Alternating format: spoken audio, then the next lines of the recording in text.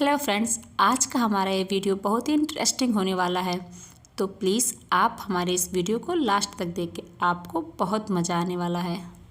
एक बार की बात है, दो चिड़िया एक बड़े और घने जंगल में रहती थी।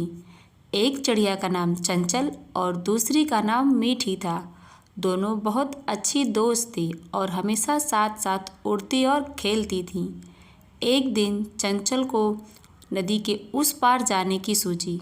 उसने मीठी से कहा, चलो हम जंगल के उस पार तक उड़कर जाते हैं। सुना है वहाँ एक सुंदर तालाब है जहाँ पानी मोतियों की तरह चमकता है।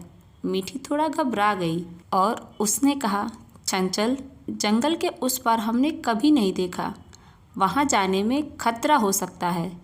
चंचल हंसने लगी, अरे डरो मत मीठी, हम साथ हैं, कुछ बुरा नहीं होगा।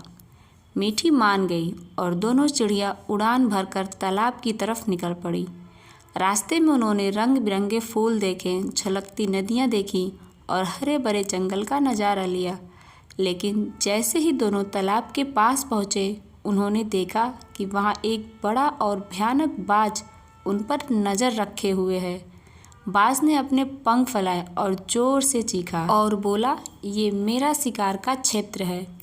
मीठी ने चंचल को देखा और बोली, मैंने कहा था ना कि यहाँ खतरा हो सकता है। चंचल को अपनी गलती का एहसास हुआ, पर उसने हिम्मत नहीं हारी। उसने मीठी से कहा, चलो हम मिलकर बाज को चकमा देते हैं। दोनों ने मिलकर एक योजना बनाई। चंचल बाज के आसपास उड़ने लगी, उसका ध्यान भटकाने लगी, जबकि मीठी जल्दी से एक बड़े पेड़ की शाखाओं के बीच छिप गई। जैसे ही बाज चंचल के पीछे पड़ा, मीठी ने जोर से चीखकर चंचल को पेड़ की तरफ आने को कहा। चंचल ने तेज उड़ान भरी और पेड़ के अंदर छिप गई। बाज ने बहुत कोशिश की, लेकिन दोनों चिड़िया मिलकर उससे बच निकलने में सफल हो गईं।